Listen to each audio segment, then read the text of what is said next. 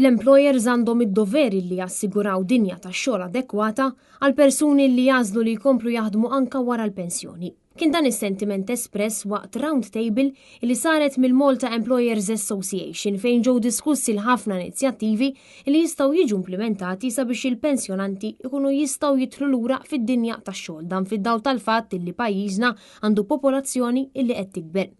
Net News tkellem mal-President tal-MEA Joan Bondin illi spjegat x'inhuma l-isfidi li jaffaċċjaw il-persuni kbar fl-età li jkunu jixtuqu jmorru lura fid-dinja tax-xogħol. Qed naraw l-sfidi bħal affarijiet li jridu jħallsu t-taxxi, li jridu wkoll jaraw jekk il-pensjonix biżżejjed biex ilħaqu mal-ħajja. Kif ukoll mentalment x'qed tfisser għalihom li jifqu mid-dinja tax-xogħol għax inti mbagħad iridu wkoll jimlew il-ħin tagħhom b'affarijiet oħrajn. Huwa fid-dawl ta' dawn l-isfidi illi l-MEA organizzat din il-konferenza mal-imsieħba soċjali sabiex jiġu diskussi inizjattivi li jistgħu jiġu implementati biex dawn l-isfidi jiġu meluba.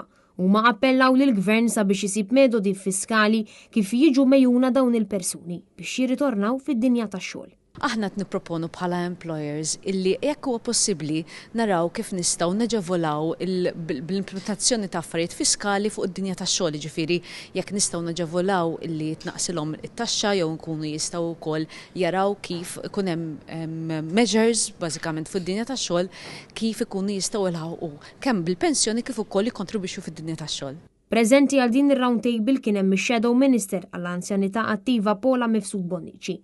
Fl-aħħar jiem anke l-Partit Nazzjonalista ħareġ b'numru ta' proposti dwar kif għandhom jiġu inċentivati l-anzjani b'mod konkret sabiex jibqalhom aktar flus fil-but.